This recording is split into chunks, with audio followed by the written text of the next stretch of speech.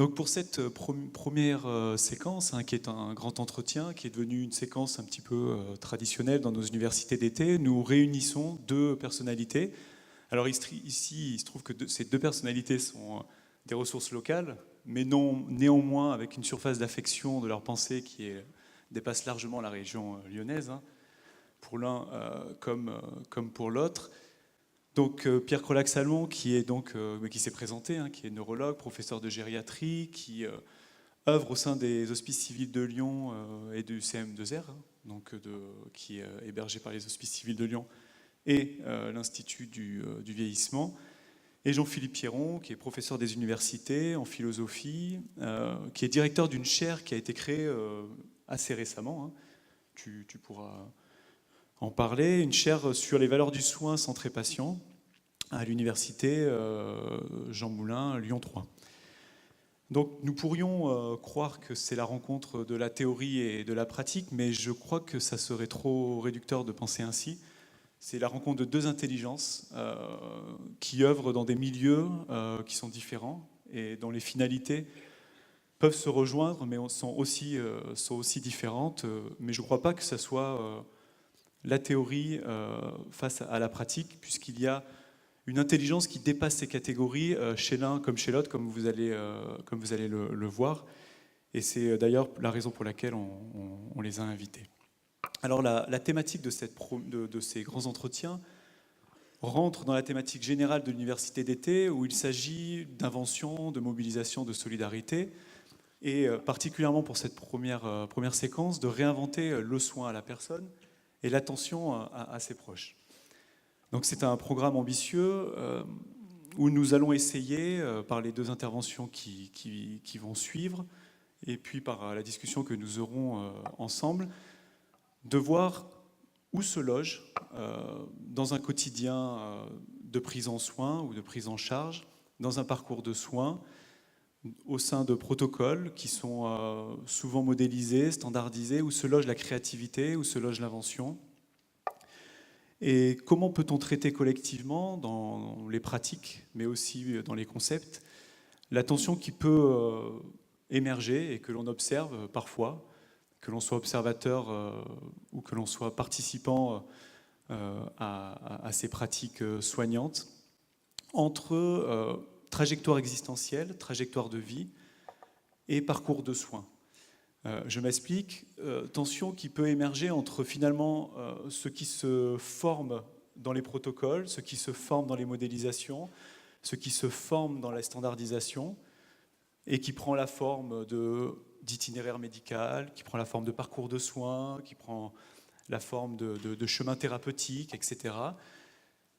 Et dont la légitimité ne peut être mise en cause, mais qui rentre parfois en tension et peut-être parfois aussi en contradiction avec la trajectoire de vie, la trajectoire existentielle, qui, elle, est plutôt formée de bifurcation, et qui est plutôt formée de polyrythmie, c'est-à-dire qui n'a pas une cadence qui peut être anticipée véritablement. Nous savons et nous avons œuvré pour que le terme neurodégénératif soit remplacé par celui de neuroévolutif, et donc nous avons bien effectivement quelque chose de l'ordre de l'évolution, et l'évolution n'est pas quelque chose de linéaire. Nous avons une polyrythmie, une chronodiversité qui s'exprime au sein de ces parcours d'existence malade, et donc comment prendre en compte ça dans leur globalité? C'est cela la trajectoire, hein, c'est les bifurcations, c'est les changements de rythme, c'est les détours, c'est les ralentissements, c'est les accélérations, c'est finalement l'imprévisibilité et finalement le non-standard. Et donc comment finalement dans les pratiques soignantes, dans l'institutionnalisation de ces pratiques et dans finalement tout ce qui est mis en place pour les accompagner au sein de plans, au sein de protocoles, etc., prendre en compte cette tension qui est une tension éthique fondamentale entre parcours et trajectoire. Donc c'était la première question que j'ai soumise à mes deux intervenants, dont ils vont donner leur réponse singulière. Le deuxième aspect que nous observons, c'est l'irruption d'une conscience et d'une pratique participante. Irruption d'une conscience et d'une pratique participante qui dépasse assez largement, me semble-t-il, la notion d'empowerment de la personne malade pour prendre celle d'une sorte de culture, d'une culture qui devient peut-être pas encore dominante, mais importante au sein de la société, et qui vise à prendre en compte la parole véritablement de tous les acteurs concernés par la maladie, directement ou indirectement. Et donc comment les parcours de soins, comment le soin en général peut être réinterrogé, réinventé, en prenant au sérieux cette conscience et cette pratique participante qui s'instaure au sein de la société. Voilà. Donc c'est ces deux aspects un petit peu que nous voulons un petit peu parler ce matin, discuter, réfléchir avec nos deux intervenants. Et donc je passe la parole d'abord à Pierre pour une première intervention liminaire de 10 minutes, un quart d'heure, puis ensuite Jean-Philippe Pierron continuera. Merci beaucoup Léo. Alors effectivement, un témoignage de cliniciens, un petit peu de chercheurs, mais surtout de cliniciens, pour expliquer le point de vue des professionnels qui jalonnent un peu les parcours de soins. Des parcours qui doivent être à la hauteur de la complexité, de la violence de ces maladies. Violence durable depuis les symptômes, les signes avant le diagnostic, depuis l'annonce diagnostique jusqu'au stade sévère de ces maladies. Et donc des parcours, des chemins cliniques qui se doivent, à mon sens, être structurés, construits, afin de répondre à ces violences durables et inattendues. Alors c'est vrai que depuis plusieurs plans Alzheimer, depuis le dernier plan maladie neurodégénérative, on a la chance en France de constater l'évolution d'un parcours de chemin qui est extrêmement sophistiqué.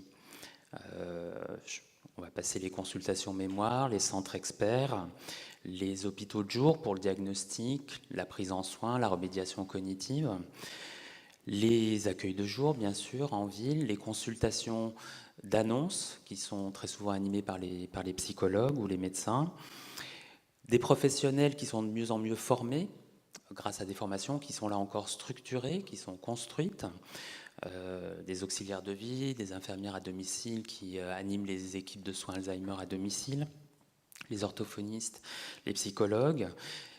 Ces parcours qui sont dédiés de plus en plus aux personnes qui présentent des troubles du comportement, et pour avoir été interne il y a une vingtaine d'années, je peux vous dire qu'en une vingtaine d'années, on a constaté une réelle structuration de ces parcours qui anticipent la crise, qui permettent d'éviter les urgences, qui permettent d'éviter parfois, pas assez souvent, mais d'éviter l'injection de neuroleptiques et l'admission à l'hôpital dans des circonstances qui ne sont pas adaptées. Donc ça, c'est un réel progrès. Des parcours ambulatoires, des équipes mobiles parfois dédiées à la maladie d'Alzheimer, aux maladies apparentées, et on espère bientôt à d'autres maladies neurodégénératives, des hotlines parfois. Et puis bien sûr, c'est Maya avec les gestionnaires de cas complexes, les pilotes. Et puis, il ne faut surtout pas oublier les associations de proches aidants, les familles, qui sont extrêmement dynamiques et dont nous avons besoin, et qui structurent aussi leur approche, qui formalisent leur approche. Alors quand on discute, quand on échange avec des collègues européens, surtout les collègues des pays d'Europe centrale ou d'Europe de l'Est, notre parcours, nos chemins cliniques apparaissent complètement idéaux. Enfin, pour eux, c'est même de la science-fiction, si vous voulez. Quand on explique comment sont organisés ces parcours, eh bien, ça leur paraît idéal. Et pourtant, on fait face au quotidien à des problèmes, et on râle au quotidien, on peste contre les insuffisances de ces parcours parce qu'on veut toujours mieux. Et je mettrai en premier, c'est pas le sujet de ces entretiens, mais en premier le problème de l'homogénéisation de cette offre sur le territoire. J'en profite que l'ARS et Thierry Russerol sont encore là, car c'est vraiment notre première préoccupation que cette magnifique offre de chemins cliniques et de parcours soit à disposition de tous sur notre territoire. Et puis, est-ce qu'il y a ce risque de rigidité, ce risque de perte d'humanité, de perte de chance d'humanisation finalement de ces parcours dont on se donne énormément enfin pour lesquels on dédie énormément d'énergie, de sagacité pour les construire. Est-ce qu'ils sont trop figés? C'est une réelle question et je remercie du choix de cette thématique parce que c'est vraiment une question au quotidien. Mais avant de rentrer vraiment dans cette question-là, je dirais que mon premier réflexe de clinicien, et puis pour participer à l'organisation de ces parcours, c'est de dire que pour pouvoir être souple, pour pouvoir s'adapter à la personne, pour pouvoir répondre à ses particularités, à ses trajectoires de vie, notre première injonction, c'est finalement un cadre, de proposer un cadre tout en souplesse. Et pour moi, c'est vraiment un cadre fort, un cadre solide qui doit permettre de la souplesse et qui doit permettre des moteurs d'adaptation. Avec un cadre qui propose des structures, des organisations de soins qui doivent avoir, et c'est construit comme ça pour l'instant heureusement, des missions qui sont précises, des missions qui sont bien prédéfinies et qui permettent d'anticiper le plus possible, jamais assez, mais le plus possible, des situations singulières. Des missions, un cahier des charges, qui apparaît toujours trop rigide sur le papier, mais heureusement, les professionnels sont là pour faire tampon, pour adapter ce cadre à la personne. Et ce cadre doit proposer des articulations entre ces structures de soins qui ne sont pas juste coordonnées, mais qui doivent être intégrées avec des fluides, avec des liants qui doivent, là encore, dépendre des trajets de vie et des personnes, de leurs aidants. Donc l'enjeu est difficile, car on peut se poser du point de vue de l'organisateur des parcours, des tutelles, voire du législateur, qui va forcément réduire ses missions et proposer quelque chose de rigide. Mais ça n'empêche pas de penser aux souplesses que l'on peut injecter dans un cadre rigide. Donc, moi, d'abord, je voudrais rendre hommage aux professionnels qui, au quotidien, aux professionnels et aux associations, aux familles, aux proches, qui, au quotidien, avec ces parcours qui sont quand même bien organisés, bien construits, injectent cette souplesse et injectent cette réponse à la singularité des patients et des familles. Tous les matins, on entend une aide-soignante, une infirmière, une psychologue qui va s'adresser à la personne, qui la connaît, qui connaît son parcours, qui connaît son environnement social, familial, et qui va permettre de répondre à la demande de la personne dans un cadre bien organisé. Donc, il y a vraiment un art d'humanisation qui est déployé au quotidien et qui, oui, par certains aspects, permet de lutter contre les rigidités du système, mais qui, pour moi, sont plus des garanties d'efficacité, même si j'aime pas le terme, mais en tout cas d'efficience, de fonctionnement un petit peu de tout ça, pour permettre une souplesse. Donc, on dispose de structures qui vont s'adapter à la personne, forcément. Les équipes mobiles qui vont à domicile, les équipes de soins Alzheimer à domicile vont forcément, et c'est fait pour ça, aller voir l'environnement de la personne,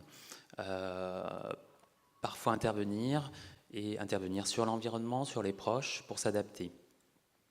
Les unités cognitivo-comportementales, les unités d'hébergement renforcé, les PASA, font face à des structures de soins sanitaires ou d'hébergement qui proposent des fonctionnements souvent très rigides, très formels, mais qui justement dans ce cadre formel vont proposer très souvent des rythmes de soins ou des rythmes de vie qui tendent à être adaptés à la personne. Je pense à ne pas imposer le repas à 18h C'est pas toujours facile hein, dans les organisations des tours des infirmières, des aides-soignantes. C'est pas toujours facile, mais on essaye de proposer ça. On a visité la semaine dernière avec l'équipe de l'ARS les maisons de Kroll de l'association Amadiem pour les patients jeunes, eh bien, qui découle hein, de cette expérience du Québec Carpe Diem et qui s'adapte, qui a vraiment pour leitmotiv de proposer un accueil, un hébergement pour ces personnes jeunes atteintes de maladies neuroévolutives qui soit le plus souple possible. Et on voit bien que c'est une lutte, c'est un combat de tous les jours. C'est un combat de tous les jours, tout en proposant quand même un cadre strict, un cadre formel, mais une souplesse dans ce cadre. Alors, il se passe des choses, l'exemple des maisons de Kroll est un bon exemple à mon sens, mais finalement, l'ensemble des structures d'organisation du parcours, à mon sens, ont ce souci permanent de répondre à la personne en tant que personne individuelle. Pour partir des politiques de santé, je pense que, on le voit avec notre ARS Auvergne-Rhône-Alpes, mais je pense que toutes les ARS ont cette mission et ce vœu de lier les structures de soins, les organisations de soins, de créer du contact avec les familles, avec les professionnels, avec les associations, ces fameux annuaires là qu'on attend, ces annuaires adaptés à la personne. Qu'est-ce que je veux, à quoi je veux accéder sur mon territoire, qu'est-ce que l'on peut me proposer. Il faut vraiment qu'on aille vers ces annuaires intégrés, adaptés, sophistiqués d'un point de vue informatique bien sûr. L'avènement des Mayas quand même c'est quelque chose, c'est un dispositif extrêmement intéressant, c'est les gestionnaires de cas complexes qui répondent justement à des singularités de trajectoire de vie, de trajectoire de maladie, et c'est fait pour ça, mais le cahier des charges est assez strict. Et puis, très récemment, des innovations que nous essayons de porter qui sont, à mon sens, encourageantes. Grâce à une synergie du plan maladie neurodégénérative, de l'action conjointe européenne, et puis d'un nouveau dialogue qui s'est inscrit entre des professionnels qui n'étaient pas réputés pour se parler de façon très constructive. Enfin, il y avait des failles dans nos dialogues, et je pense à nos fédérations, des centres mémoire,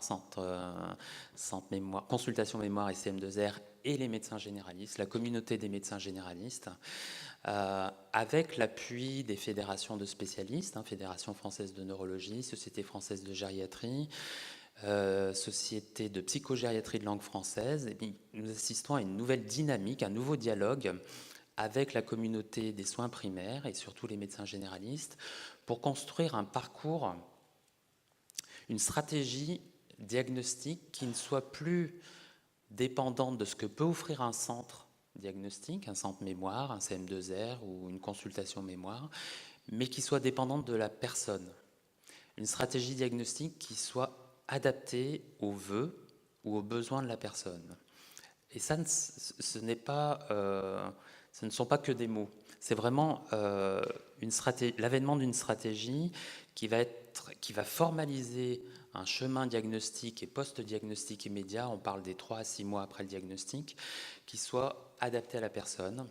Et ça se fait avec la communauté de la médecine générale, grâce au plan et grâce à ces différentes instances partenaires.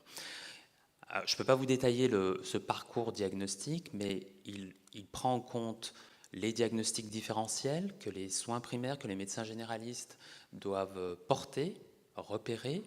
Il prend en compte le fait que de bon nombre de patients, et heureusement, sont rassurés. On peut les rassurer, on ne va pas solliciter les consultations mémoire pour aller plus loin, mais il prend en compte les troubles neurocognitifs majeurs très souvent, c'est-à-dire la démence avec perte d'autonomie, et aussi, et ça c'est nouveau en médecine générale et dans les centres mémoire auprès des spécialistes, les troubles neurocognitifs légers avant la perte d'autonomie. Et il propose de façon individualisée, on dit en anglais tailored, c'est un bon terme parce que c'est vraiment la cible individuelle du patient et de son aidant, des supports post-diagnostiques qui vont répondre immédiatement aux besoins et aux volontés, s'il peut les exprimer, surtout au stade léger, aux besoins des patients et des aidants. Donc là, ça va être formalisé. Il y a un article qui va être publié prochainement, avec tous ces intervenants. Tout le monde participe. Et je remercie vraiment le Collège de médecine générale, hein, l'instance nationale de médecine générale, qui a vraiment eu la volonté d'un nouveau dialogue avec les spécialistes pour qu'on formalise. Alors, on formalise, mais une stratégie vraiment adaptée à la personne. Donc, ça va de la consultation d'annonce, avec une reprise de l'annonce par le médecin généraliste, et puis tout le parcours, jusqu'à l'information particulière pour un patient, information sur son pronostic, si c'est adossé à un diagnostic qui est précis. Mais la précision diagnostique va être graduée en fonction de la demande du patient et de ses besoins.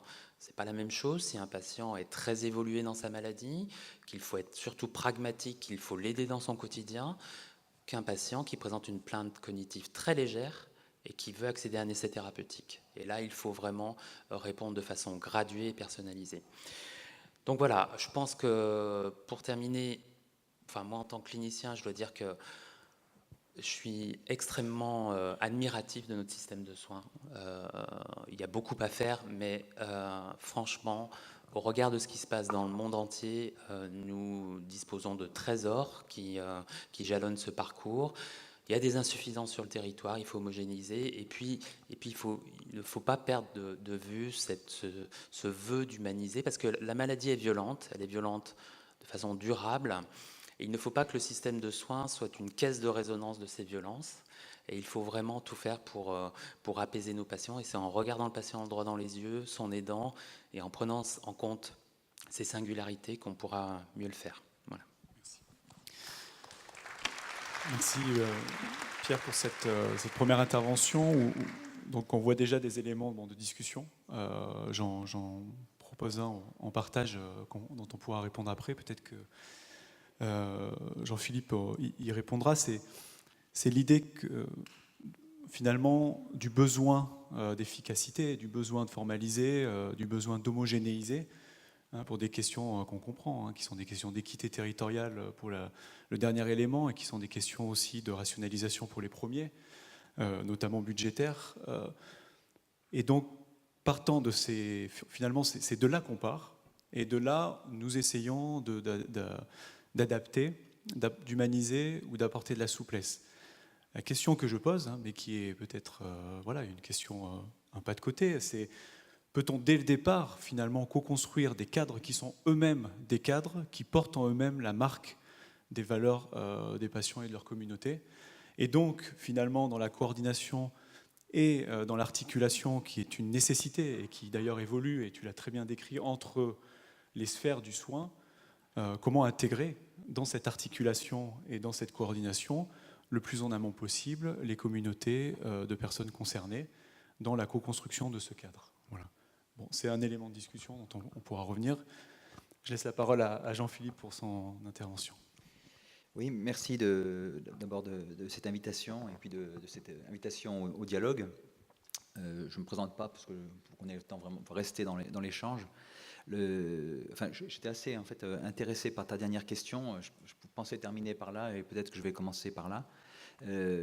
Effectivement, je trouve que la question de comment mettons en œuvre en fait des institutions assez ouvertes, c'est-à-dire le fait qu'ils ne soient pas prises dans cette tension paradoxale, presque je veux dire oxymorique, d'un cadre tout en souplesse, pour reprendre la formule de Pierre tout à l'heure. Je pense que c'est un défi, puisqu'au fond c'est quasiment une logique contradictoire que celle inhérente aux institutions. Pour être, je veux dire qu'elles ont besoin de figer pour être efficaces, et figeant, de cette façon elles tuent leur cible. Et donc je trouvais assez amusant, pas amusant, juste, que finalement le cadeau qui a été fait tout à l'heure soit celle d'un chat dont la colonne vertébrale soit un ressort. Je trouve que c'est intéressant cette métaphore au fond de la colonne vertébrale comme ressort. Elle a une longue histoire, mais elle dit à la fois la structure en même temps en fait que la vitalité. Elle dit en fait la dialectique de la force et de la forme. Et donc c'est sur cette tension-là, cette dialectique et non pas cette opposition entre forme et force en fait sur lequel je voudrais m'arrêter effectivement, en rediscutant, enfin, pour repartir de ta question, Léo, le fait que finalement, toutes nos institutions qu'on dit hospitalières, elles sont portées par une intuition initiale. Hein, et leur intuition initiale, elle a pris forme, hein, elle s'est structurée dans précisément des institutions hospitalières. Et je pense que toute institution hospitalière devrait questionner en permanence l'intuition qu'il a mis en œuvre avec, et je trouve que c'est intéressant qu'aujourd'hui on ait le rappel de tout ce qui est en train de se faire, qui vient d'être présenté. Au fond, nous donnons un avenir à l'hospitalité en lui donnant les figures en fait, qui viennent d'être présentées aujourd'hui, en disant au fond que c'est quelle réponse aujourd'hui nous apportons à ces réalités nouvelles en fait, qui se présentent à nous. Alors, ceci dit, donc voilà, c'est pour, donc on en reparlera probablement dans la discussion. Donc je reviens, pour pas être trop long en fait, sur mon texte. Donc ce que je me suis dit, moi, puisque le thème c'est réinventer le soin de la personne et l'attention à ses proches, je me suis dit que c'était important de commencer par une formule de prudence. Mais ça a déjà été dit. On peut parler trop vite d'invention du soin, en perdant de vue, en fait, pour qui, au fond, cette inventivité se mobilise. Bref, on peut être honoré et s'enorgueillir, pour une part, je ne voudrais surtout pas être moraliste en disant cela, mais au fond des créativités théoriques, pratiques que nous mettons en place, mais il me semble jamais, enfin, qu'il nous semble nécessaire de ne jamais perdre de vue, mais enfin, Pierre l'a dit, qu'il s'agit de répliquer à ce qui, a priori, déjà, par avance, bride l'initiative, l'empêche, la fragilise. Bref, en face de l'inventivité des acteurs, il y a une autre terrible inventivité, la terrible inventivité du malheur, de la maladie dont il a été déjà question. Et ce terrible, je crois qu'il leste finalement nos pratiques et en même temps les intelligences en fait, qui tentent d'y apporter réponse, parce qu'effectivement, il est question d'une expérience du malheur, mais d'un malheur particulier lorsqu'il s'agit des maladies neuro-évolutives.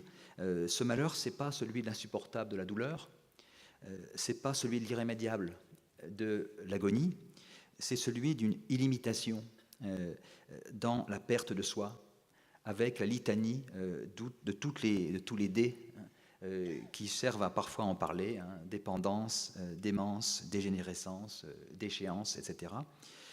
Bref, une expérience en fait qui est marquée par l'effort impuissant à être soi, à être encore soi. C'est de ça en fait, c'est face à cette expérience qu'il s'agit en fait d'apporter, sinon réponse, du moins écho. Et ce que j'entends, c'est qu'au fond, à cette expérience-là, la créativité en fait des acteurs, et bien évidemment parmi les acteurs, j'entends aussi ceux qu'on nomme mal, c'est-à-dire les patients. Il faudrait, en fait, comme on dit actant, il faudrait écrire patient avec un A et pas avec un E. Bref, donc les patients font aussi partie en fait de ces acteurs.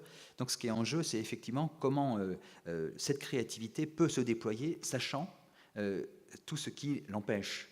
Alors je disais la terrible expérience de la maladie, les imaginaires généralisants qui en fait croient avoir compris une situation en l'ayant stéréotypée ou classée sous la figure emblématique justement d'emblème, l'Alzheimer. Et puis aussi, je me disais, au fond, résister à ce qui parfois en fait appauvrit notre sens de l'expérience. Et donc j'étais attentif à ce qui a été dit tout à l'heure, c'est la question du langage. Finalement, une des figures premières du soin, c'est aussi le soin des mots. Et effectivement, parler, de maladies neuroévolutives plutôt que de maladies neurodégénératives, c'est soigner les mots, parce que c'est remonter la pente de ce qui nous invite parfois à faire. Parce qu'au fond, parler de dépendance, démence, etc., c'est installer des vies dans du linéaire, dans un horizon qu'on sait déjà par avance, tel que finalement il n'y a plus besoin de faire d'histoire, puisqu'on en connaît le terme. Mais à partir de là, donc effectivement, il y a un double malheur de l'expérience de la maladie, le malheur du mal subi, qui fragilise la vie en soi, et malheur, qui retentit dans la cité, et c'est bien qu'Emmanuel ait commencé tout à l'heure en rappelant au fond que les enjeux éthiques ne sont pas loin en fait aussi d'enjeux politiques, donc mal subi qui retentit dans la cité, puisque la maladie est aussi une réalité sociale, qui questionnent alors les réponses qu'une société, et avec elle ses institutions hospitalières et politiques, peut apporter comme réponse.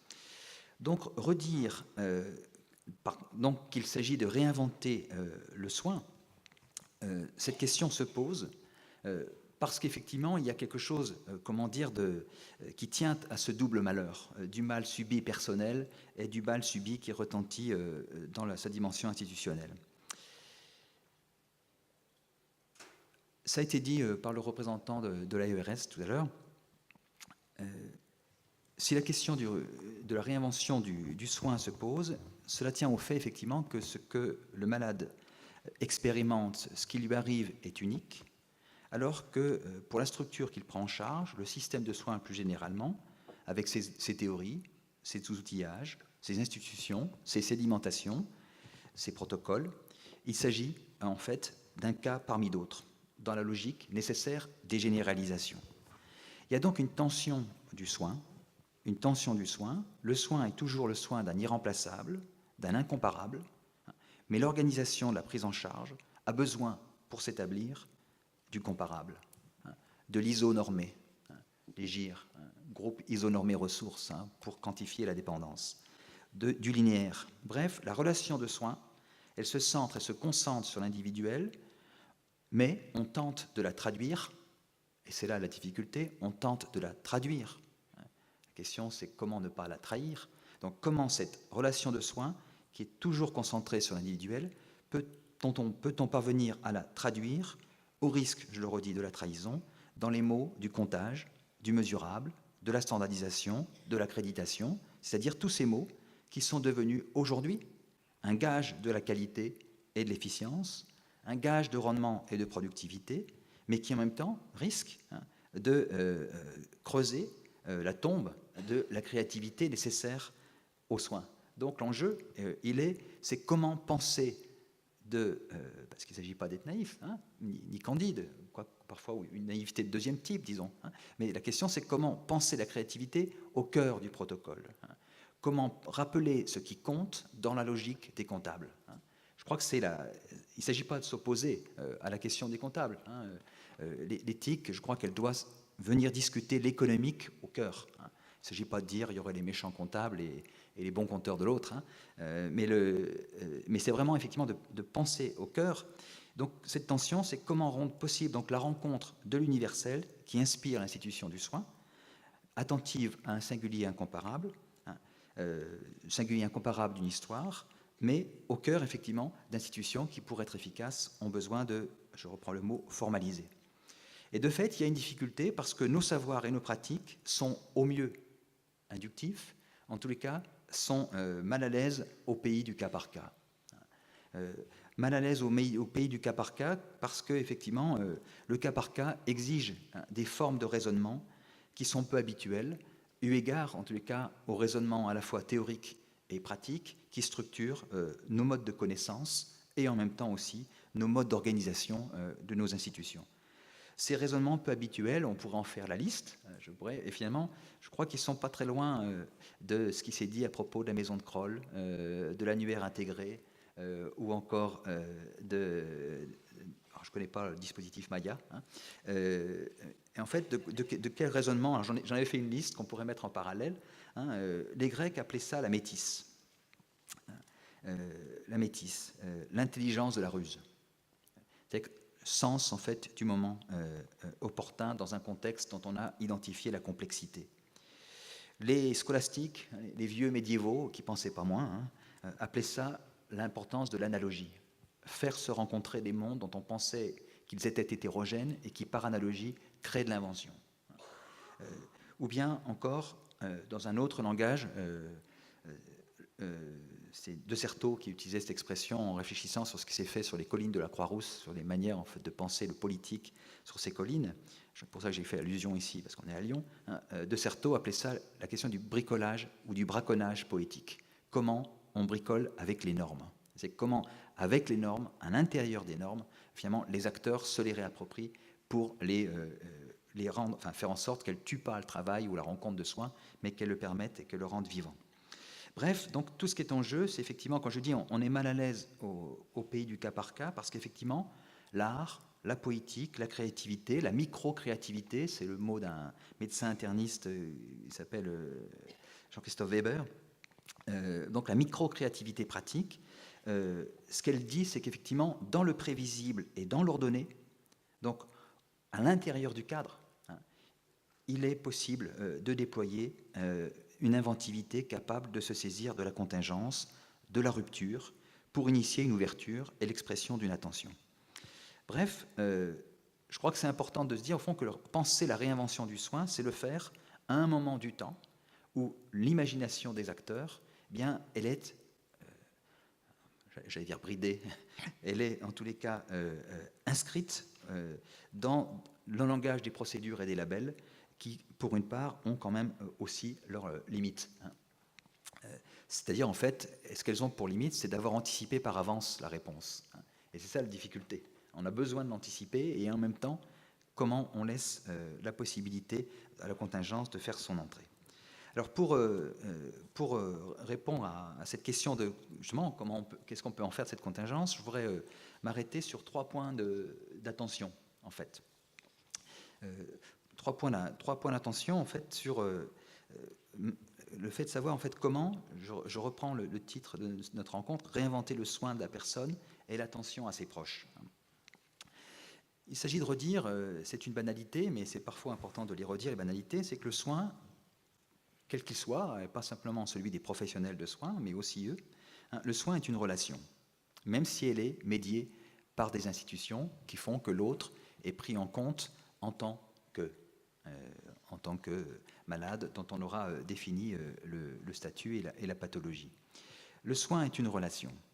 Le risque qui guette cette relation lorsqu'elle est prise dans les institutionnalisations, c'est non pas qu'elle s'uniformalise, parce qu'au fond, qu'elle s'universalise, parce qu'après tout, effectivement, les pratiques soignantes peuvent connaître un exode extra-national. On en a parlé quand on raisonne à l'échelle européenne, par exemple. Mais pour moi, le danger, c'est pas l'universalisation, c'est pas l'uniformisation même, qui permettrait effectivement de développer des bonnes pratiques, de les généraliser, de développer des standards, d'expliciter une EBM. Le problème, c'est pas l'uniformisation, le problème, c'est l'unidimensionnalisation. C'est de croire que le sens de tout ce qui se donne dans la relation serait uniquement enfermé dans sa description, sémiologique, ou celle de cette nouvelle sémiologie, la sémiologie des pratiques, qu'on trouve dans les standards de bonnes pratiques, par exemple, dans le langage des indicateurs, pour faire court. Bref, donc, comment résister à l'unidimensionnalisation, je dirais, il y a pour moi 3 points de vigilance. Et ces 3 points, ils viennent par hasard. En fait, je reprends à mon compte en fait des analyses d'un philosophe allemand qui s'appelait Karl Jaspers, qui questionnait ce qu'il appelait les 3 niveaux de la communication. Et en fait, je voudrais m'en servir pour montrer que les 3 niveaux de la communication ou de la relation de soins, en fait, peuvent être relus à partir de cela et faire apparaître 3 points d'attention. Le premier, c'est comment faire en sorte que l'efficacité ne prenne pas le dessus sur l'efficience. Ça a déjà un tout petit peu été évoqué tout à l'heure. Il s'agit ici en fait de situer au niveau de ce que Jaspers appelait la communication empirique. Qu'est-ce que c'est que la communication empirique ? Elle relève en fait du fait qu'un groupe humain, et les sociétés humaines, les institutions hospitalières font partie de ces groupes humains. Donc la communication empirique, elle dit qu'un groupe humain, pour opérer, il doit accepter des us et coutumes qui le régissent. Bref, une communauté de soins en particulier est là, du point de vue empirique, une manière de prendre en charge, et sa manière de prendre en charge, dans nos cultures en tous les cas, elle consiste à transformer l'appel à l'aide du malade en problème à résoudre. C'est-à-dire qu'en fait, il s'agit de faire... Nous sommes organisés comme ça, au fond, il y a un appel, mais cet appel, pour pouvoir y répondre, on doit le traduire en problème. Bien sûr, on ne répond pas à un appel comme on répond à un problème. La question de l'efficacité, elle se situe dans la réponse, effectivement, adaptée à un problème. La difficulté, c'est de croire que parce qu'on aurait répondu de façon adaptée à un problème, on aurait pris en charge l'appel. Et la traduction du mot efficiency en français, ou qu'on ne traduit pas des fois, puisqu'on fait ce néologisme en parlant d'efficience, je crois qu'il est intéressant de le rappeler. Ce qu'il dit, c'est qu'effectivement, dans l'efficacité, on a besoin, on peut traduire efficiency par efficacité, par souci du rendement, au sens du rendement d'une machine, voire même d'une expertise. Mais dans l'efficiency, il y a aussi la compétence et la capacité. Et au fond, la compétence du soignant, quel qu'il soit, professionnel ou pas professionnel, c'est pas tout à fait la même chose que l'expertise. L'expertise est soucieuse d'efficacité. La compétence, c'est celle qui réinstalle l'efficacité dans l'écoute ou dans le rappel qu'un appel a été lancé, qu'un appel à l'aide a été formulé. Et je dirais, cette tension-là de l'efficacité et de l'efficience, elle est importante à rappeler parce qu'effectivement, nos systèmes de soins, ils se sédimentent, au sens quasiment de la sédimentation géologique, c'est-à-dire que c'est une accumulation matérialisée de bonnes pratiques. Je ne dis pas fossilisée, mais accumulation matérialisée de bonnes pratiques qui donne l'assurance d'avoir mis en œuvre, d'avoir tout mis en œuvre, mais au risque de l'œuvre, c'est-à-dire au risque du monumental. Et donc toute la difficulté, c'est de ne pas oublier, sous la matérialisation, le fait qu'effectivement, que sous le parcours, il y a une histoire, que sous le parcours, il y a, je prends tes mots Léo, une trajectoire. Donc première tension, celle de l'efficacité et de l'efficience, oui. Deuxième tension. Oui, je voulais simplement, sur ce premier point, ça va me dire qu'il faut que je m'arrête bientôt. Sur ce premier point, je me disais, au fond, sur la question de la réponse à l'efficacité, il y a un prestige de l'innovation lorsqu'elle est susceptible, effectivement, de pouvoir se matérialiser, de pouvoir s'objectiver. Il y a un prestige. La difficulté, c'est comment ce prestige de l'innovation, n'invisibilise pas des formes d'innovation qui, elles, sont moins formalisables, moins standardisables, parce qu'effectivement, elles sont liées au contingent singulier, d'une rencontre irremplaçable. Je me disais, c'était un bel hommage, au fond, que je ne me rappelle plus le prénom du sculpteur, mais je trouve que c'est au fond comment on visibilise le travail d'une aide-soignante qu'on ne peut pas publier dans une revue internationale. Je trouve qu'au fond, une sculpture, c'est intéressant pour rendre visible, au fond, l'invisible du travail de soin. C'est-à-dire qu'au fond, c'est la rendre sensible, à défaut de la rendre comparable dans les revues internationales. La deuxième tension, donc je vais plus vite, c'est la tension entre ce que je dirais la vérité de science et vérité d'existence. Les communautés de soins, sous nos latitudes et à ce moment du temps, donc au XXIe siècle, ça aurait été autre chose dans d'autres époques, nos communautés de soins sont marquées par une forme de communauté rationnelle.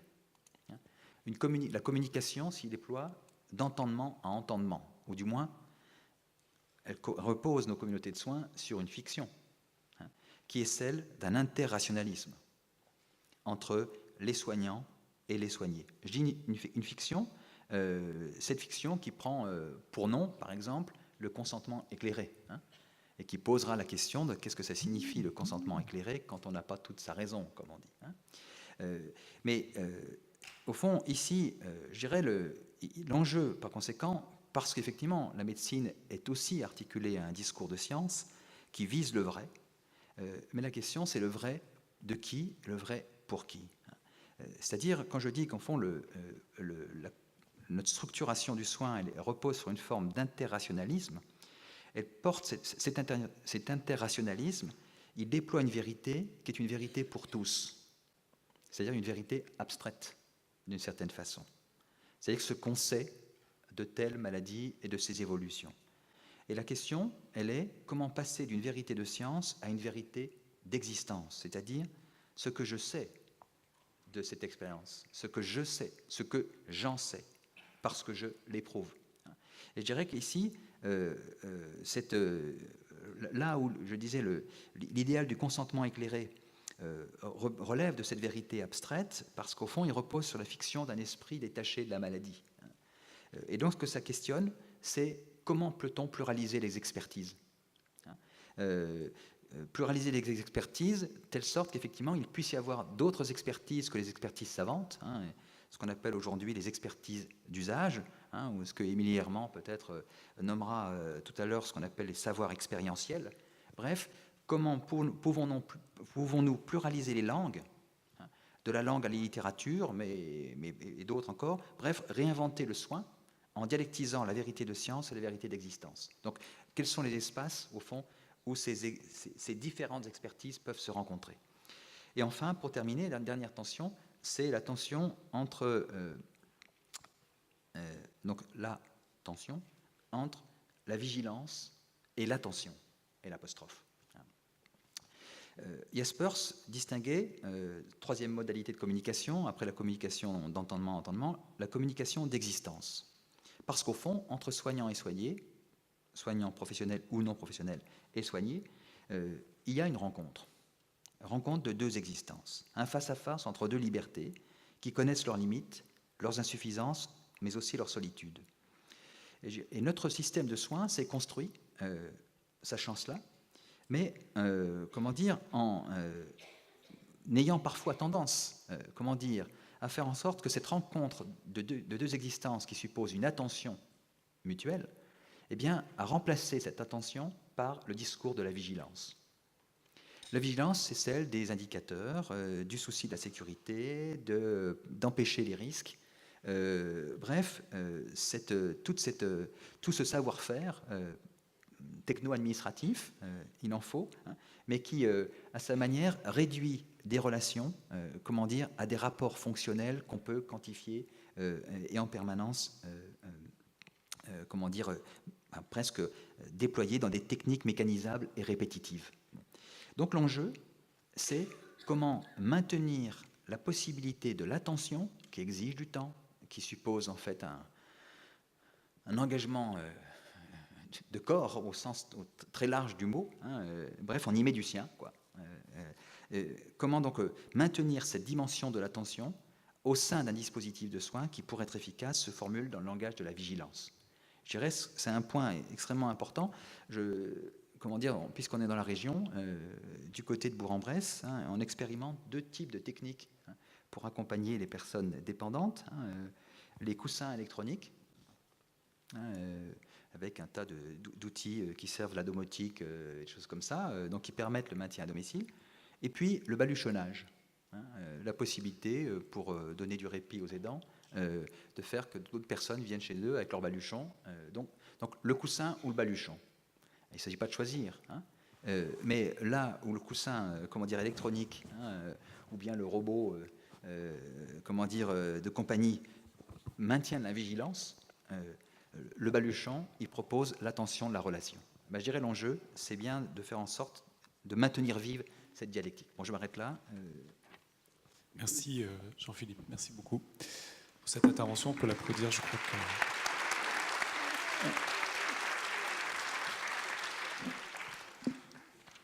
Lorsqu'il s'agit de mettre des mots, effectivement, tu nous as nourris sur effectivement cette différente dialectique à différents niveaux de l'attention que j'ai posée de façon assez simple au départ et qui se complexifie avec ton intervention et celle de Pierre. Je ne sais pas si Pierre, tu veux réagir déjà peut-être tout de suite à l'intervention de Jean-Philippe. Oui, c'était passionnant. Moi, je réagis à trois petits points. Dans ce que tu as dit, tu as parlé d'approche comptable qui n'est pas forcément à diaboliser, mais qui peut être complémentaire de nos approches cliniques ou organisationnelles de parcours de soins. C'est vrai que l'approche comptable, elle est nécessaire pour gérer les biens qui sont forcément limités et qui permettent d'allouer de façon la plus juste ou la plus efficiente, je ne sais pas. Mais c'est vrai que pour nous, cette nouvelle donne comptable, parce qu'il y a une nouvelle donne comptable dans le pays, elle apparaît comme un énorme point de vigilance parce qu'elle est reliée au temps. Elle est reliée au temps humain qu'on peut dédier à tout ça. Et quand on cherche à rassembler, à confronter des organisations de soins qui sont très qualitatives, qui sont très bien pensées, qui sont sophistiquées, qui sont reliées, eh bien, si on manque de temps, on ne peut pas adapter le soin à la personne. Et là, c'est en une quinzaine d'années, La France est quand même passée du premier rang du classement à l'OMS en termes de système de santé à plus de 20, je crois. Donc, et ça, pour moi, c'est lié au temps. C'est au temps humain, parce qu'on a des cadences qui sont de plus en plus effrénées dans toutes les organisations de soins, hein, et le chiffre est là. Il faut rendre des chiffres. Et si on ne met pas un stop à ça maintenant, on n'y arrivera pas. On aura beau réfléchir, construire tout ce qu'on veut, si une aide-soignante, si un médecin, si un psychologue n'a pas du temps à passer avec la personne, ça ne sera pas possible. Donc Emmanuel parlait d'un acte politique de ces universités, et je pense que voilà, faut rappeler ça. Et là, on est au bout de la tension du cordeau. Là, c'est vraiment très très important. Deuxième point qui m'a beaucoup intéressé, c'est cette confrontation entre science et alors moi j'appellerais ça la théorie de l'évolution des organisations de soins, c'est-à-dire rapprocher un petit peu ce qui va sédimenter, ce qui va évoluer de façon naturelle, hein, une évolution naturelle des soins, parce que il y a des pratiques, parce qu'il y a des personnes qui connaissent bien les soins, qui vont faire que les soins vont évoluer de façon naturelle. Et que ça, on n'a pas toujours besoin de le confronter à des indicateurs, on n'a pas toujours besoin. Pourtant, j'ai un peu une casquette de chercheur, et j'aime bien les indicateurs, j'aime bien l'evidence-based medicine, j'aime bien tout ce qui est moteur de démonstration, mais parfois, l'évolution naturelle concerne aussi l'organisation des soins. Et c'était pour faire écho à ce que tu disais.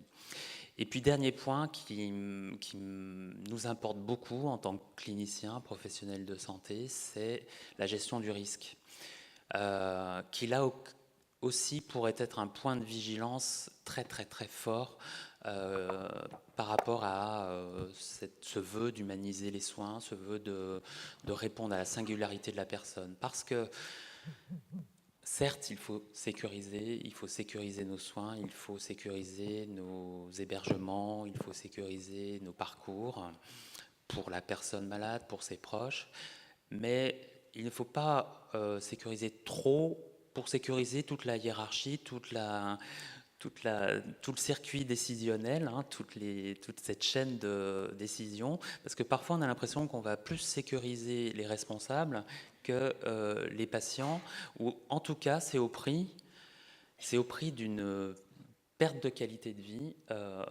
très importante. Et l'approche de Carpe Diem au Québec et maintenant d'Amadiem en France à Grenoble est extrêmement importante, parce que on va s'adresser à des patients, on va s'adresser à des proches en présentant tout de suite cette balance entre le risque. Alors, on dit toujours risque-bénéfice, mais je dirais aussi risque et qualité de vie. Et il faut discuter de ça avec la personne malade et avec ses proches en disant, on ne sera pas, si on va au maximum de la gestion des risques, votre vie va être infernale. On ne le dit pas comme ça, mais c'est ce qui peut se passer. Et il faut parfois arrêter avec cette gestion des risques outrancière qui va plus protéger les décideurs que les patients et les proches. Voilà, c'est un petit peu mes réactions. Merci. Peut-être un mot, Jean-Philippe, mais vraiment très bref pour en conclure. Hein. Oui, d'accord. En fait, alors, deux mots. le premier, en fait, sur la question de la vigilance sur la question des comptables. Je me dirais effectivement, enfin, je crois que c'est effectivement une question considérable. Bon, je n'ai pas prononcé le mot tout à l'heure, mais d'où vient cette logique des indicateurs? Elle vient, comment dire, de ce qu'on appelle parfois néolibéralisme, c'est-à-dire au fond le fait qu'arrive dans le monde finalement du soin, comme d'ailleurs dans le monde de l'université, comme dans le monde des loisirs, comment dire, des logiques qui relèvent de celles du marché, hein, puisque finalement le soin peut être pensé selon les processus en fait d'une industrie. Au fond, il y a une industrie de santé, pourquoi pas après tout lui transposer ces modèles ou cette rationalisation issue d'autres champs. Et donc, je dirais là, il y a un point, donc, comme point de vigilance, moi je crois que ce que ça questionne, hein, c'est un enjeu, je veux dire, relatif, comment dire, à une réflexion sur ce que c'est que le travail de soin. Dans le médico-éducatif, hein, ou dans le médico-social, dans les conventions collectives, ces professionnels ont intégré dans le temps de travail l'analyse de la pratique. C'est avec la possibilité d'espace de temps non dédié à rien d'autre qu'à penser. Je crois qu'il y aurait un enjeu, puisqu'il faut des indicateurs, à la limite, et bien après tout, comment peut-on ouvrir dans le temps de travail, effectivement, des indicateurs qui laissent, la possibilité de répit aux soignants pour permettre effectivement que ceci ne soit pas effectivement dans le trépidant. Puis deuxième chose, donc sa question du rythme, c'est remettre du rythme, y compris pour les soignants, au bénéfice des soignés, mais comment remettre du rythme dans des logiques qui fonctionnent uniquement sur le mode de la cadence. Et puis donc d'un temps linéarisé, isonormé. Et puis le second élément, sur ce que tu disais, c'est quels sont les espaces-temps que nous inventons pour que les différents acteurs concernés puissent se rencontrer. Et là, je dirais, alors à sa manière, il y a cette agora qui s'ouvre ici pendant 3 jours, et c'est très bien. Mais au fond, comment faire exister dans nos institutions l'agora d'une rencontre possible, y compris avec les familles et les soignés. Voilà, je resterai sur une question, puisque... Très bien. Merci à tous les deux. On a, en 55 minutes, on a essayé de ne pas trop dépasser, mais on a quand même pris du retard et abordé un thème qui va être abordé de toute façon pendant ces 2 jours, notamment dans les forums cet après-midi. Donc il s'agissait ici d'introduire vraiment la discussion. Je pense qu'on a posé de façon assez rigoureuse le cadre, de penser en tout cas des différentes tensions à différents niveaux qui peuvent opérer dans le soin, notamment lorsqu'il s'agit de le réinterroger, de le re-questionner. Je retiens une chose, c'est qu'il y a la possibilité, voire le devoir, la responsabilité finalement de penser la possibilité d'une intelligence créative au sein même de nos institutions, parce que de toute façon c'est au sein de ces institutions que nous évoluons, que nous œuvrons et dans lesquelles il faut agir et prendre soin collectivement les uns des autres. Et donc il y a un devoir de penser les conditions, les possibilités, les projections de cette intelligence créative au sein d'un cadre. Donc finalement, croire et agir en faveur de la force du non-standard au sein de la forme standard qui est notre institution, pour reprendre tes mots, Jean-Philippe. Voilà.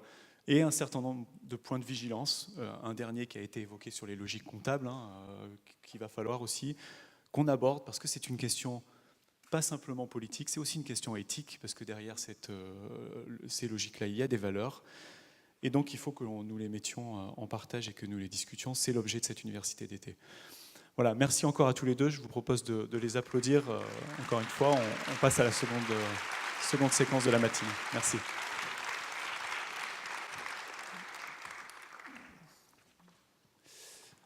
Donc, j'ai même pas eu besoin d'appeler Paul Louveil-Dubuc puisqu'il est déjà là.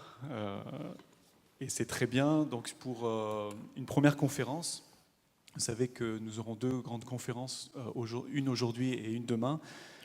Donc, Paul Louveil-Dubuc est chercheur en philosophie morale et politique. Il a beaucoup travaillé sur les théories de la justice, notamment, et en particulier ces dernières années sur les théories de la reconnaissance, et théories de la reconnaissance qui vont faire l'objet de son intervention maintenant.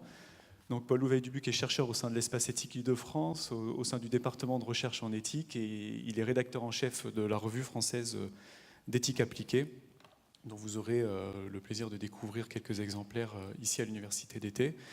Voilà, Paul, je te laisse la parole pour cette intervention. Merci Léo, bonjour à tous. Alors pour commencer, je voudrais citer l'extrait d'un entretien que m'a gentiment transmis mon collègue Sébastien Moser. C'est un entretien auprès d'une femme dont le mari est atteint de la maladie d'Alzheimer et qu'il a appelée Nelly. Nelly parle des questions que son entourage lui pose sur son mari. Donc je cite ce témoignage de Nelly. Est-ce qu'il fait encore à manger? Est-ce qu'il peut aller faire ses courses? Est-ce qu'il peut aller à la boulangerie? Mais souvent, ça vient aussi de gens qui ne connaissent pas forcément la maladie. Quoi d'autre? Est-ce qu'il peut sortir tout seul? Nelly ajoute, enfin, c'est des questions un peu simples, mais moi, ça ne me gêne pas qu'on me demande ça. Je ne sais pas, il y a quelqu'un qui m'a demandé, mais est-ce qu'il me reconnaît encore? Et moi, ça ne me gêne pas, parce que je trouve que c'est des questions qui montrent que les gens s'interrogent sur ce qu'il y a en face d'eux. Après, je dis les fausses questions, pour moi, c'est ça va? Bon, ça va, il y a un traitement de toute façon. Alors je dis oui, il y a un traitement. Oh, ben tant mieux. C'est texto, hein, c'est des vraies conversations que j'ai avec des gens que je connais depuis 10 ans. Écoute, quand est-ce qu'on se voit? Quand tu veux. Et puis on se voit jamais, parce que je rappelle pas et que voilà. Après avoir parlé des fausses questions, donc, Nelly parle des vraies questions. Les vraies questions, ce n'est pas des questions forcément très approfondies, c'est des questions de vie quotidienne qui montrent qu'on ne fuit pas. Ces paroles de Nelly me semblent exprimer tout à la fois le sentiment d'une non-reconnaissance et une demande de reconnaissance. Nelly ne demande pas du tout ici qu'on lui propose un soutien matériel ou psychologique, elle ne demande pas même qu'on connaisse bien la situation dans laquelle elle se trouve, elle demande simplement qu'on ne fasse pas semblant de ne pas comprendre sa situation, qu'on ne fuit pas. Or, fuir, c'est précisément ce que fait cet homme, dont elle dit dans l'entretien un peu plus tard que c'est un vieil ami de son mari et qui lui dit « ça va, il y a un traitement de toute façon ». Autrement dit, ce que déplore Nelly, ce n'est pas quelque chose que cet homme ne fait pas pour elle, c'est quelque chose que cet homme fait contre elle. Il fuit, il détourne le regard, il la méprise. Nelly vit comme une marque de non-reconnaissance, de mépris, cette question qui lui est adressée. Axel Honneth, philosophe et sociologue allemand contemporain, défend la thèse que la reconnaissance par l'autre est l'enjeu essentiel de toute relation entre êtres humains. L'idée est que, à travers cette reconnaissance que l'autre nous donne ou nous refuse, se joue la possibilité même d'assumer une identité pour celui qui reçoit cette reconnaissance, d'assumer que l'on est quelqu'un. Autrement dit, ce qui se joue à travers la reconnaissance pour Axel Honneth, c'est bien la liberté. Et je me réfère ici à un ouvrage d'Axel Honneth qui s'intitule « Les pathologies de la liberté » et qui développe, en s'inspirant du philosophe Hegel, une théorie de la reconnaissance. Je développe un tout petit peu ce point. La façon de vivre d'un individu, ses réactions, ses sentiments, ses comportements, autrement dit, tout ce qu'il se représente comme son identité propre, tout cela ne trouve pas sa source seulement en lui-même. Son identité est aussi façonnée par une identité plus large, plus vaste, dans laquelle il s'inscrit et qui caractérise les collectivités dans lesquelles il vit. Dès lors, qu'est-ce que la non-reconnaissance, qu'est-ce que le mépris? Au fond, c'est un sentiment très banal qui peut s'exprimer dans des contextes très variés, la famille, au travail, dans l'espace public. C'est ce sentiment de ne pas être reconnu, identifié comme membre à part entière de cette collectivité à laquelle pourtant nous appartenons et qui détermine notre identité. C'est pourquoi, lorsqu'un individu sent que sa façon particulière d'être et de vivre n'est pas reconnue par les autres, lorsque l'individu est maintenu aux marges d'un groupe social, tout se passe comme s'il était privé d'un accès à lui-même, comme si son identité était tronquée, amputée. Nous connaissons tous les manifestations objectives concrètes de cette non-reconnaissance, de ce mépris. Elles sont diverses: isolement, jugement moralisateur, rejet, dégoût, privation de droits.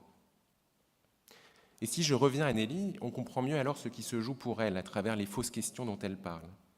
Au fond, ce genre de fausses questions la contraint à deux alternatives, aussi peu satisfaisantes l'une que l'autre. Première alternative, faire comme si de rien n'était, se comporter en société comme si sa vie était normale et n'avait pas changé, parler le moins possible de son mari ou alors faire comme s'il était resté le même. Seconde alternative, ne plus voir ceux qui ignorent sa situation. Dans les deux cas, Nelly est obligée de sacrifier une part de son identité. Elle choisit la deuxième option, ne plus fréquenter ceux qui ignorent sa situation. Elle ne voit plus cet ancien ami de son mari, et sans doute perd-elle, en plus de cet homme, d'autres membres de son cercle proche. Elle choisit de s'isoler plutôt que de jouer la comédie. Je vais en venir aux maladies neuroévolutives, mais avant cela, j'aimerais mettre en évidence deux points supplémentaires de cette théorie de la reconnaissance, deux points qui me semblent décisifs. Le premier élément, c'est que la reconnaissance, dans ces théories de la reconnaissance, n'est pas première mais seconde. Ce qui est premier, c'est le mépris, c'est le sentiment de n'être pas reconnu, et c'est à partir de ce sentiment que la personne s'engage, ou les personnes s'engagent ou non, dans une lutte pour la ou leur reconnaissance.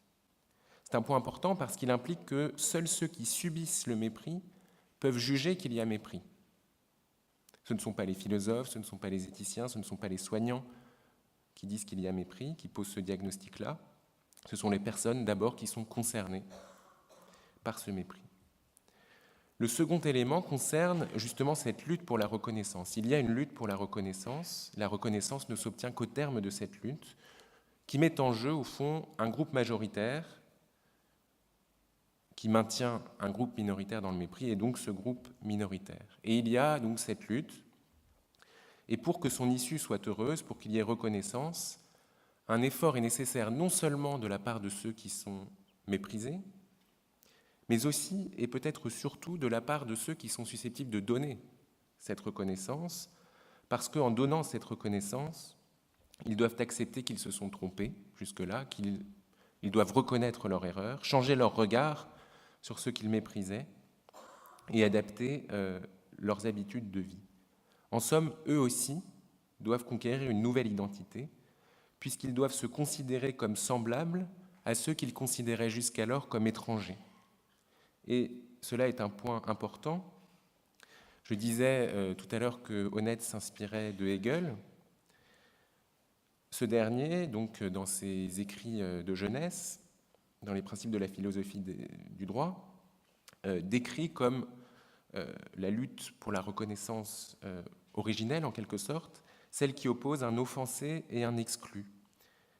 L'exclu est devenu l'exclu en volant les biens de l'offensé qui est devenu l'offensé en étant volé, et s'ensuit entre les deux, donc entre l'exclu et l'offensé, une lutte pour la reconnaissance, puisque tous deux sont blessés, au fond, l'exclu parce qu'il ne possède pas de biens, et l'offensé parce que c'était ses biens et qu'il ne trouve pas normal que l'exclu ait volé ses biens.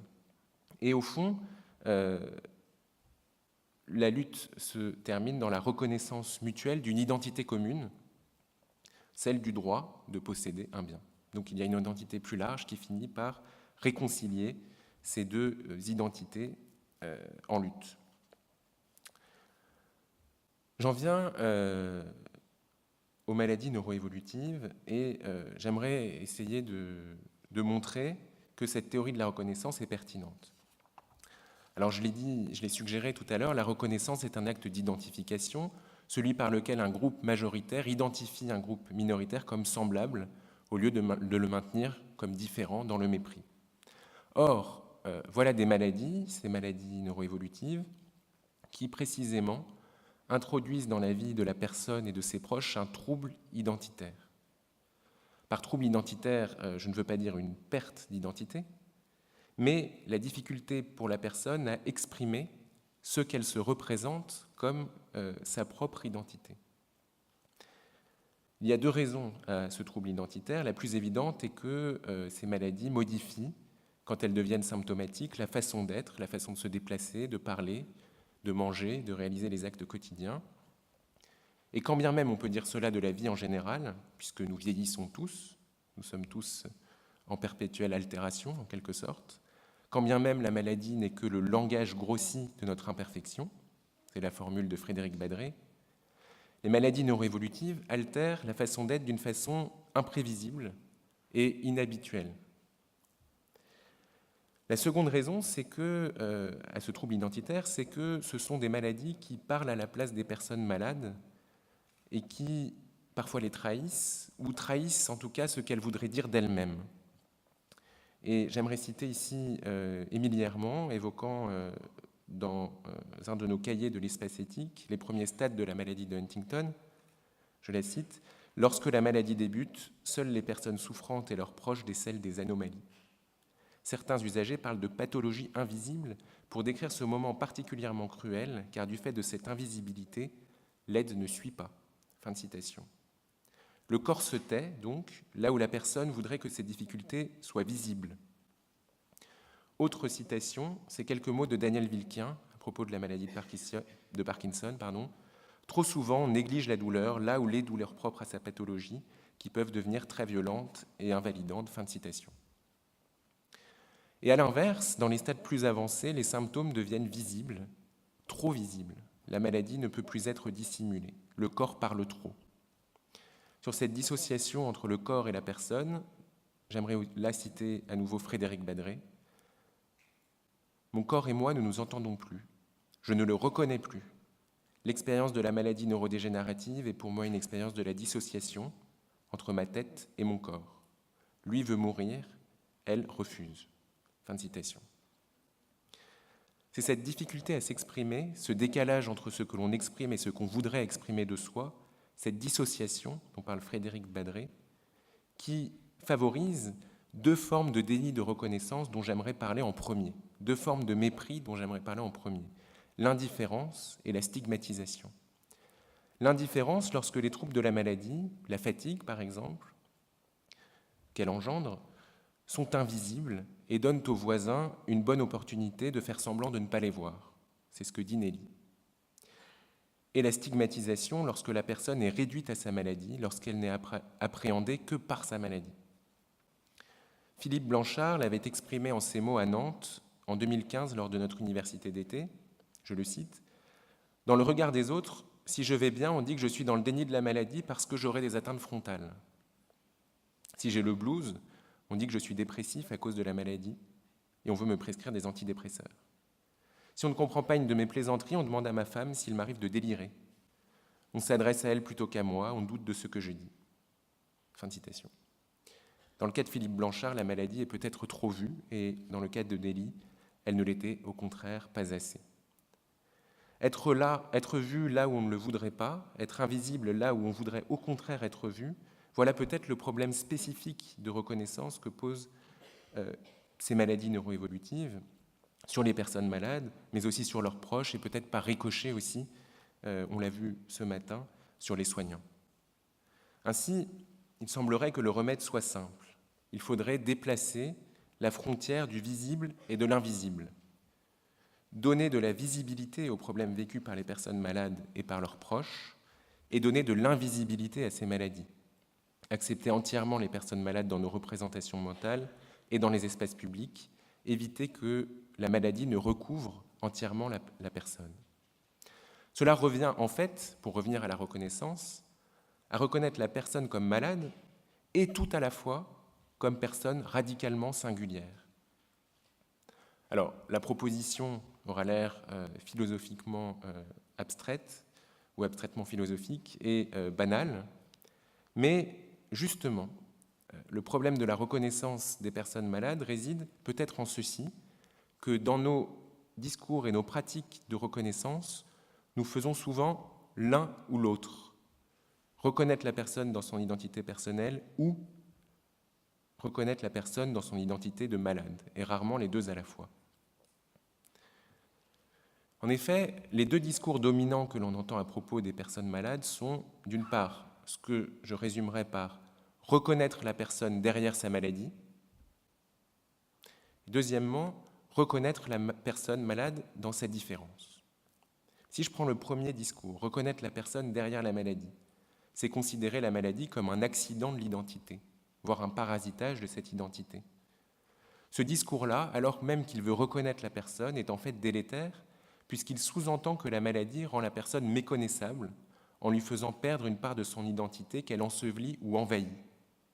Or, qu'on le veuille ou non, la maladie n'est pas une simple parenthèse, un parasite envahissant l'identité de la personne, puisque la personne se construit aussi dans la maladie. La maladie fait partie de son identité. En témoigne d'ailleurs l'existence de collectifs de personnes malades qui revendiquent un savoir et parfois une culture propre à la maladie. Et si ces collectifs existent, c'est bien que se déploie à travers eux la conscience d'appartenir à une identité commune. Dire que la maladie ne fait pas partie de l'identité, c'est dire au final que la personne n'est jamais vraiment elle-même et sera peut-être de moins en moins elle-même à mesure que la maladie gagnera du terrain. Et voilà donc comme un discours de reconnaissance, reconnaître la personne derrière la maladie, apparemment inoffensif, parfois revendiqué au nom de l'éthique, se révèle au fond un discours de mépris peut-être involontaire, mais de mépris quand même. Voilà pour le premier discours. Le deuxième discours que j'aimerais analyser très très brièvement est le suivant. Il faudrait reconnaître la personne malade dans sa différence. Mais quand nous disons qu'il faut reconnaître la personne dans sa différence, même avec les meilleures intentions du monde, même en faisant l'éloge de cette différence qu'on voudrait reconnaître, nous risquons précisément d'assigner la personne à cette différence identitaire, la même où la personne n'est pas sa maladie et ne peut donc être entièrement reconnue à travers sa maladie. Deux discours, donc, reconnaître la personne derrière la maladie, reconnaître la personne malade dans sa différence, deux discours apparemment contraires, mais qui, au fond, ont une affinité, et une affinité très critiquable. C'est l'idée qu'en devenant malade, la personne n'est plus tout à fait une personne à part entière comme elle l'était. Le premier mot d'ordre dit « il faut essayer de retrouver la personne derrière la maladie », comme si la maladie faisait écran à ce qu'elle est. Et le second dit « il faut accepter sa nouvelle identité, comme si désormais elle était avant tout une personne malade ». Reconnaître une personne malade, ce doit être reconnaître une identité double, une identité de personne malade, puisque se déploie à travers la maladie une identité propre, je l'ai dit, et une identité personnelle, radicalement singulière. Et cette double reconnaissance n'a rien de contradictoire. Affirmer que la maladie fait partie de l'identité de la personne ne revient pas du tout à dire que la maladie détruit cette identité ou l'envahit. Et inversement, affirmer que la personne malade demeure quelqu'un avec une identité propre ne revient pas à passer sous silence ou à ignorer sa maladie. Mais la question qui se pose est de savoir si cette double reconnaissance, nous sommes vraiment prêts à l'octroyer. Accepter cette double identité, c'est considérer que bien que malade, la personne reste elle-même.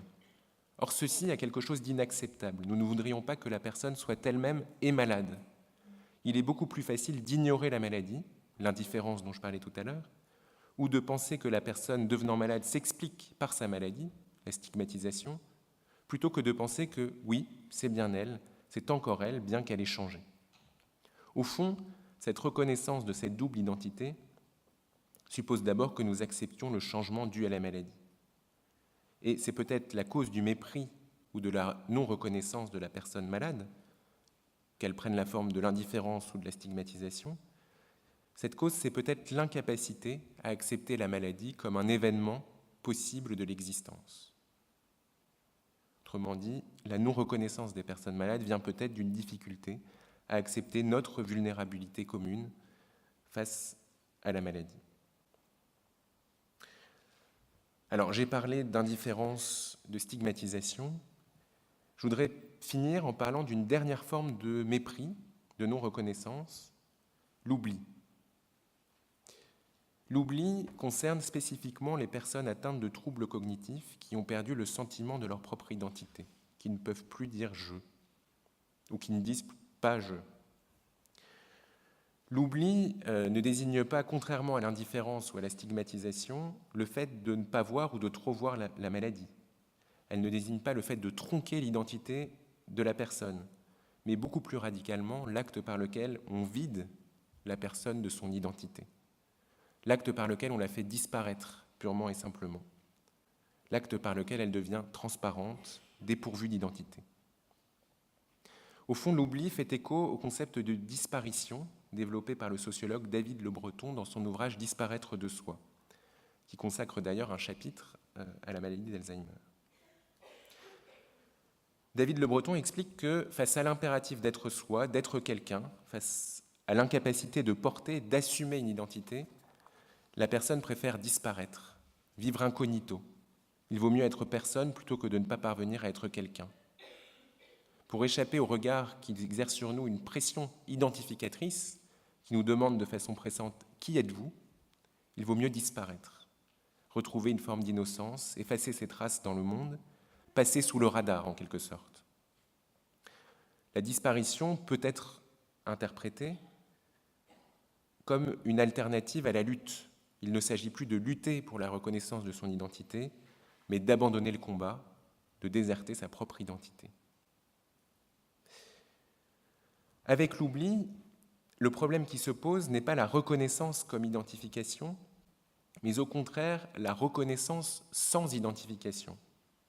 Le défi qui se pose est de savoir comment reconnaître une personne sans l'identifier. Comment reconnaître une personne sans lui reconnaître une identité, même si cette identité est provisoire. Comment reconnaître une personne quand on n'est pas certain de comprendre ce qu'elle dit, pourquoi elle le dit, quand on ne comprend pas ses gestes, et lorsqu'on ne peut même pas obtenir de sa part une confirmation du sens de ce qu'elle veut dire. Cela rejoint le questionnement de Michel Malherbe, qui se demande comment reconnaître sa femme alors qu'il ne peut plus dire « c'est elle ». Faut-il se résigner à accepter qu'on ne peut pas reconnaître ce qu'on ne parvient pas à identifier? Alors, face à ce défi, cette énigme en quelque sorte, comment reconnaître sans identifier, il existe au fond plusieurs stratégies. Une première stratégie consiste à reconnaître la personne dans ce qu'elle a d'humain en dépit de tout, autrement dit à lui reconnaître une dignité intrinsèque par-delà ses évolutions. Deuxième stratégie, compatible avec la première, il ne s'agit pas de les opposer, consiste à appeler en renfort l'identité passée de la personne pour interpréter ses gestes et ses paroles dans le présent. Autrement dit, à combler les trous du présent par les souvenirs du passé. Et ainsi, nous pourrions peut-être la reconnaître. Mais ces stratégies me semblent insuffisantes. Elles sont utiles, elles agissent comme d'efficaces garde-fous contre la maltraitance. Rien ne doit être fait qui insulte l'humanité de la personne ou qui soit contraire à ce qu'elle aurait voulu pour elle-même. Mais ces stratégies sont insuffisantes parce qu'elles sont négatives. Elles ne permettent pas la reconnaissance positive de la personne telle qu'elle nous apparaît dans le présent. Il me semble que pour penser la reconnaissance de ces personnes qui n'ont plus conscience d'elles-mêmes, il faut peut-être redéfinir le sens du concept de reconnaissance pour penser une reconnaissance sans identification. Et je propose de l'élargir de la façon suivante. Reconnaître une personne, ce n'est pas nécessairement l'identifier. L'identification est un moyen de la reconnaissance. Reconnaître une personne, c'est plus largement créer les conditions pour que sa présence agisse sur le monde. Autrement dit, c'est reconnaître la capacité d'une personne à affecter son environnement. C'est lui témoigner que sa vie ne compte pas pour rien, ou ce qui revient au même, que sa mort mériterait d'être pleurée, pour le dire dans les termes de la philosophe Judith Butler. Le documentaire que vous avez peut-être vu, Une jeune fille de 90 ans, me semble une belle illustration de cette idée que la figure ultime de la non-reconnaissance est précisément l'oubli. Le personnage s'appelle Blanche, et au début du documentaire, elle semble épuisée, elle a du mal à ouvrir les yeux. Elle pourrait rappeler cette phrase de Christian Bobin, décrivant son père et d'autres résidents d'une maison de retraite, que je cite, « Assis pendant des heures dans le couloir de la maison de long séjour, ils attendent la mort et l'heure du repas. Et l'heure de repas, pardon. » Au fond, Blanche vit dans l'oubli. Et là, dans le documentaire, le chorégraphe, donc au début du documentaire, commence à s'allonger sur une table, à faire des mouvements étranges, à se rendre simplement attentif en témoignant à Blanche que ses mots l'affectent, le font sourire, par exemple. Et ce faisant, il la fait sortir un peu de l'oubli et la fait réapparaître. Pour déplier un visage renfermé, muet, un autre visage suffit, écrit David Le Breton. C'est pourquoi l'enjeu pour la reconnaissance de ces personnes qui ne sont pas identifiables, qui ne se présentent pas dans une identité, ce doit être de lutter contre la tendance de l'institution à les oublier, à les faire disparaître. Cela rejoint un peu ce que disait Jean-Philippe Pierron tout à l'heure. En répondant à l'avance aux besoins et aux affects de la personne, l'institution, l'EHPAD en l'occurrence, ou d'autres institutions, peut s'immuniser contre la capacité de la personne à perturber les règles du jeu, à surprendre par ses réactions, à provoquer des affects et des effets. L'institution peut réduire les personnes à de purs besoins à gérer, aux manifestations entièrement prévisibles et maîtrisables. Voilà un peu pour ces trois formes de la non-reconnaissance. Je ne sais pas combien de temps il me reste, mais je vais prendre encore 2 minutes du temps, si vous voulez bien, en concluant et en posant la question de savoir pourquoi il importe de parler de reconnaissance, alors que nous avons déjà en éthique beaucoup de concepts. Ça commence à faire beaucoup, la dignité, le respect, la bienfaisance, et voilà que la reconnaissance vient. Précisément parce que la théorie de la reconnaissance nous invite à partir des sentiments réels, ce que vivent les gens, et non de la compassion qu'ils nous inspirent ou des besoins que nous leur prêtons. L'hypothèse est que ce qui se joue de plus fondamental pour une personne, ce ne sont peut-être pas d'abord ses capacités, mais la reconnaissance. Il nous faut peut-être sortir ou mettre en cause, en tout cas, une approche capacitaire. Cette approche par les capacités qui nous dit que nous devons offrir aux personnes malades les capacités d'exercer leurs désirs à travers plus de droits, plus d'attention, plus de ressources. Autrement dit, que nous devons faire plus pour les personnes malades. La théorie de la reconnaissance invite à présenter les choses autrement. Plutôt que de faire plus pour les personnes malades, nous devons peut-être faire moins contre elles, en ne les privant pas de droits, en ne les privant pas d'attention, en ne les privant pas de ressources. Là où l'approche capacitaire demande plus de solidarité, la théorie de la reconnaissance demande moins de mépris. Alors, dans les faits, c'est peut-être la même chose, et cela implique peut-être les deux moyens, les mêmes moyens, et on pourrait penser qu'il n'y a entre ces deux formulations qu'une différence rhétorique.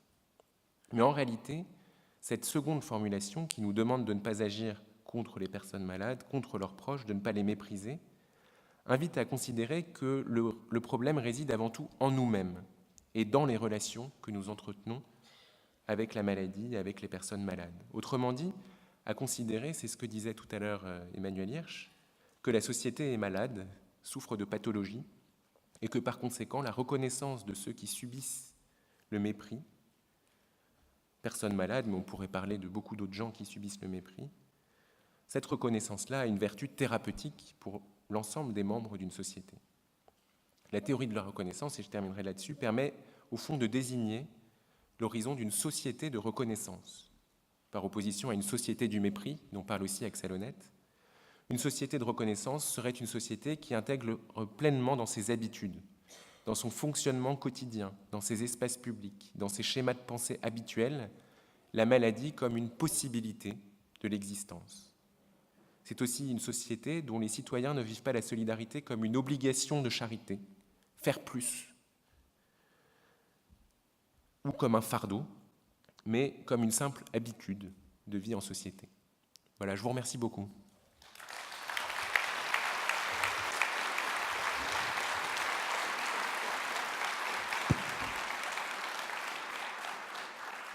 Bien, merci beaucoup, Paul-Loup, pour cette intervention. Je ne te poserai pas de questions. Effectivement, tu peux partir. Non, j'en ai pas. Non, merci beaucoup, parce que c'était un défi de pouvoir introduire en 30 minutes la théorie de la reconnaissance. C'est évidemment des débats philosophiques contemporains qui sont très denses actuellement, qui sont faits aussi de beaucoup de débats très théoriques, et les vulgariser d'un point de vue pas du tout péjoratif, mais en tout cas les synthétiser en les illustrant à propos des maladies neuroévolutives en 30 minutes est un défi qui, je crois, Paul-Loup a relevé de façon magistrale. Et donc, bravo Paul-Loup, c'était vraiment excellent. Et on voit que derrière les enjeux finalement de la reconnaissance se jouent des enjeux identitaires qui sont très forts, et que la façon dont on reconnaît, c'est la façon dont on cherche à reconnaître parfois, peuvent être finalement des sources de non-reconnaissance. Et ça, c'est un élément problématique que Paul-Loup, dans ses recherches, met souvent en avant, et qui sont extrêmement intéressants. C'est qu'il y a parfois, derrière les bonnes intentions, des maladresses qui peuvent être très dommageables pour les personnes malades ou concernées de façon générale. Et donc, il s'agit d'être très précis, d'être très vigilant, comme on l'a dit dans la première séquence, sur les mots que l'on utilise, sur la façon de les utiliser, parce qu'ils peuvent être contre-productifs. Voilà, donc merci. Moi je retiens aussi cette idée de société de la reconnaissance, voilà, puisqu'on parle beaucoup de société du soin. Est-ce que une société du soin n'est pas d'abord et avant tout une société de reconnaissance ? Je crois que c'est une idée qu'il faut fertiliser, et qu'il faut débattre durant ces 2 prochains jours. Et merci aussi pour la clarification des 3 formes de mépris: l'indifférence, la stigmatisation et l'oubli, auxquelles, comme tu le sais, j'ajouterai, parce que c'est mon défaut disciplinaire, l'ignorance, qui peut être une 4e forme de non-reconnaissance et de mépris, et qui touche ici plus la question des savoirs, ou en tout cas de de l'entendement, de la façon dont on peut entendre et reconnaître, d'un point de vue des savoirs, ces existences-là, et qui est aussi un enjeu de mépris, malheureusement. Voilà, donc la première partie de cette journée se clôture ainsi. Je vous invite à une pause dont on voudrait qu'elle ne dure pas plus de 10 minutes pour ne pas trop prendre de retard sur la matinée. Le café, le jus d'orange, etc. vous sont offerts et on se retrouve ici dans 10 minutes précises. Merci à tous.